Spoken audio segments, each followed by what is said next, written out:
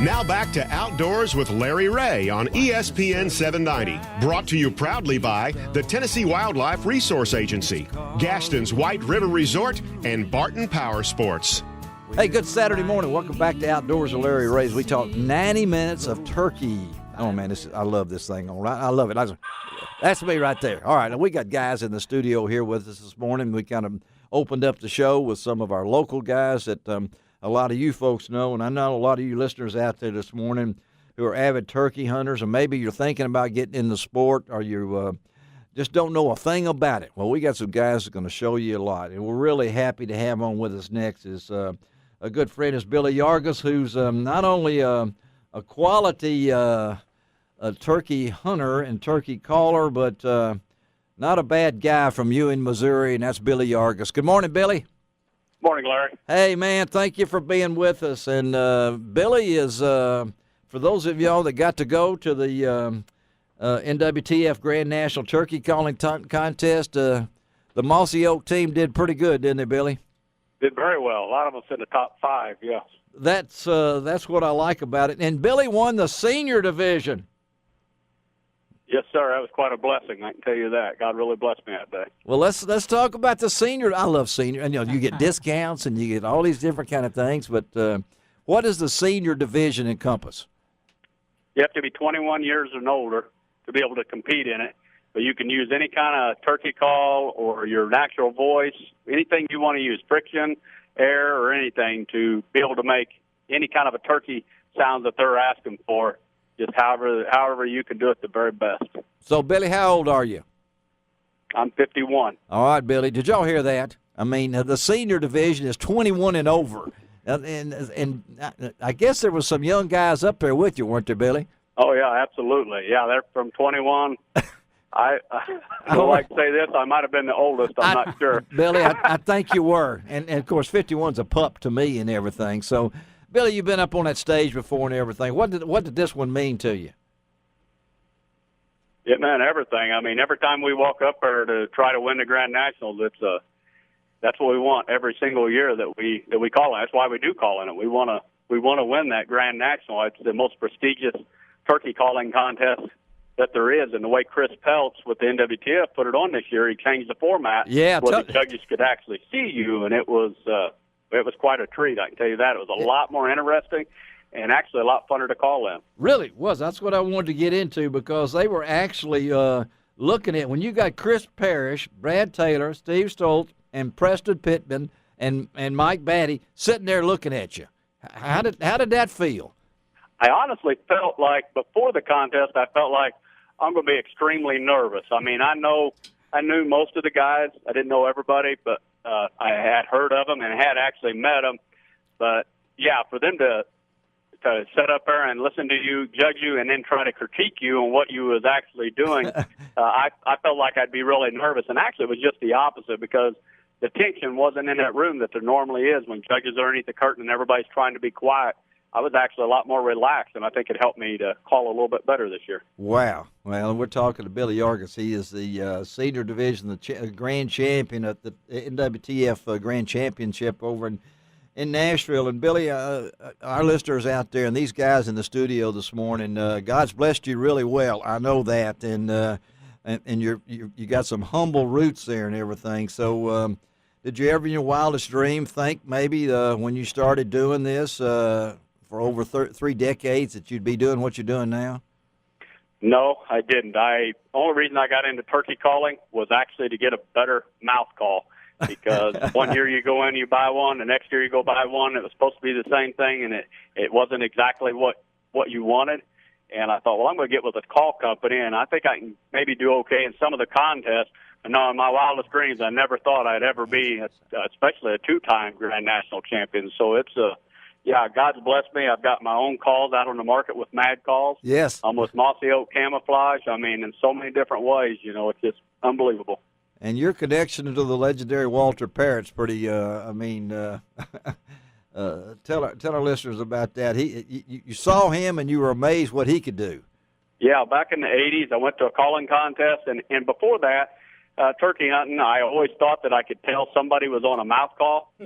I could tell them the difference between an actual turkey. And then I was sitting down, and I didn't know who Walter was. He was sitting right in front of me, and he threw in a mouth call, and he started yelping. He was getting ready for the contest, and I heard him yelp, and I was like, wow, that's unbelievable. I couldn't believe it. I was like, I'm gonna try and get to that point to where I can sound that much like a turkey. And it just drove me, because I hunted turkeys for 18 years before I ever entered my first calling contest, and Really? still at that point really didn't care whether I entered one or not, but Yeah. I wanted to sound like a turkey. Well, I think that, and we want to congratulate you. You got any music there around there that Billy Yargus can play for us on the radio?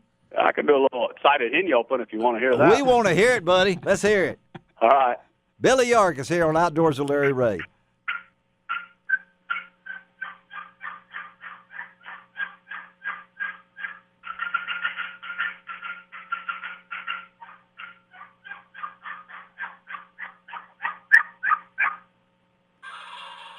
There you go, Billy. I heard him gobble. Well, we're gobbling here, buddy. That's for sure. Thank you, Billy, for taking time on this Saturday morning, and a late notice, too. I owe you one, buddy, but a lot of fans down here in the Memphis, Tennessee area keep up with you, and God bless you, and you keep going, okay? My pleasure. Thank you. All right, talk to you. Go get one. All right. Billy Yargus. Okay, guys. I tell you what, anyone who sets Walter Parrott on a mouth call as their goal to achieve, Yes. that's better than a turkey. Yeah. That's better than a turkey. It is. And I know you got your, I don't got that. you don't got that.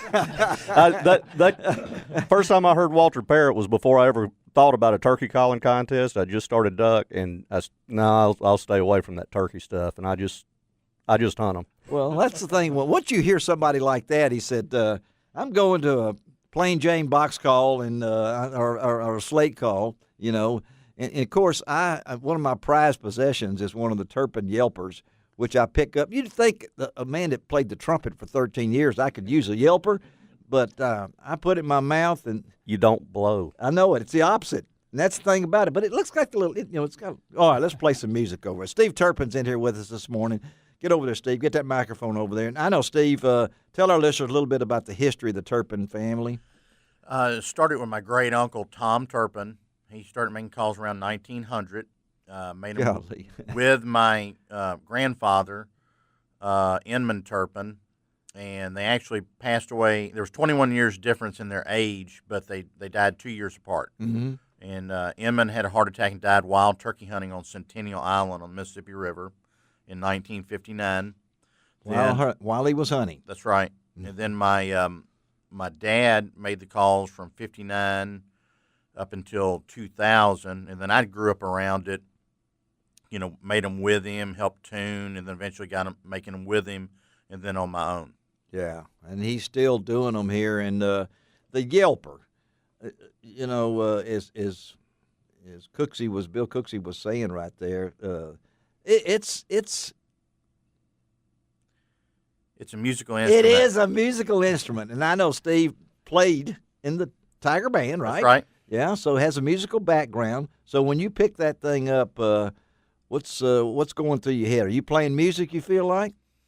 I'm just talking turkey. I don't even think about it. I've done it so long, I just call. You just call. And that's the best thing to do. If you analyze it too much, you start second-guessing yourself.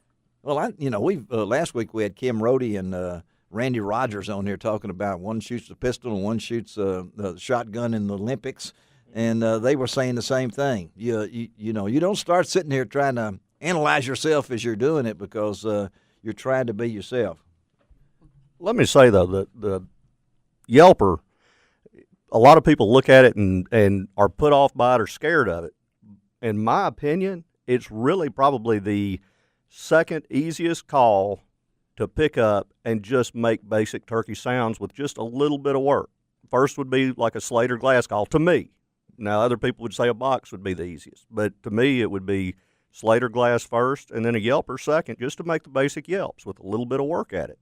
It's definitely easier to pick up than a mouth call.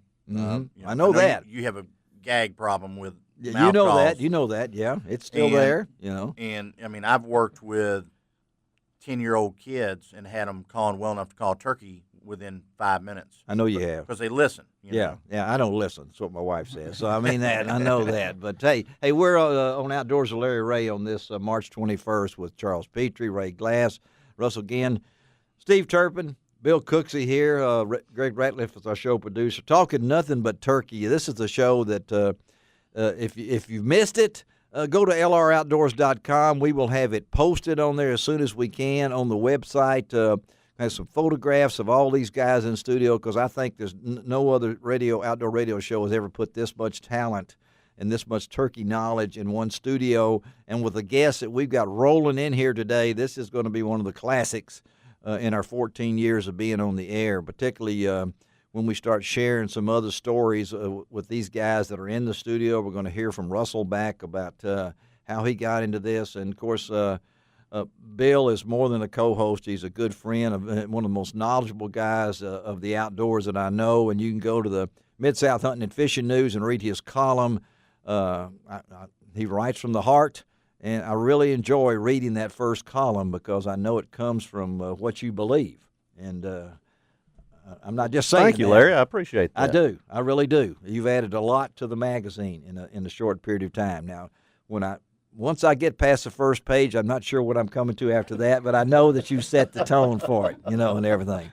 So, and you guys out there in the radio land, before we take another break, a lot of this is going to be in the commercial appeal this tomorrow. I'm planning to write this about all these guys coming together and post some photographs and things along that line as we talk about turkey hunting in the Mid-South, because these guys are the ones that love to do it. And folks, I can crawl 100 yards on my belly turkey hunting at the almost age of 72, but I hate to vacuum. Okay, I just don't like to work a vacuum cleaner. There's something about work that adds to it. All right, Greg Ratliff, take us out of here. We'll be right back. Outdoors with Larry Ray. This music, guys, as we leave here. Here we go.